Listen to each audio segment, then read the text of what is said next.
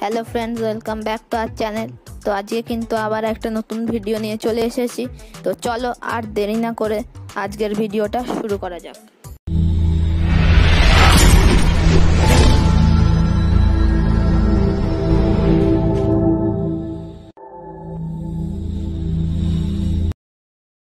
তো বন্ধুরা, প্রথমেই যেই কথাটা বলবো, কালকে কিন্তু ইন্ডিয়া ভার্সেস লেবাননের খেলা ছিল, যেটা কিন্তু 0-0-তে ড্র হয়েছে।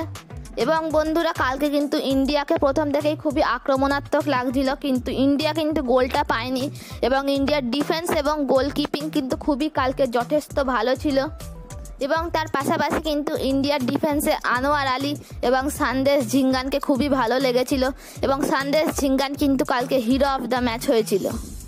তো বন্ধুরা, এবার যদি মোহনবাগানের আপডেটে আসা যাক, মোহনবাগান কিন্তু সেন্ট্রাল মিডফিল্ডারের প্লেয়ার অনিরুদ্ধ থাপাকে সাইন করিয়ে নিয়েছে 5 বছর একটা চুক্তিতে চেন্নাই এফসি সিটি থেকে। তো বন্ধুরা, তার পাশাপাশি কিন্তু শুভ পাল, তাকেও কিন্তু মোহনবাগান সাইন করিয়ে নিয়েছে। দেখা যাক এবার তিনি কীরকম পারফরমেন্স দেন মোহনবাগানে এসে সিএফএল এবং ডুরান্ড কাপে। এবং তার পাশাপাশি কিন্তু বন্ধুরা, ইস্ট বেঙ্গলের কোচ বিনো জর্জ, তিনি কিন্তু কলকাতায় এসে গেছেন কালকে রাত্রিবেলায়।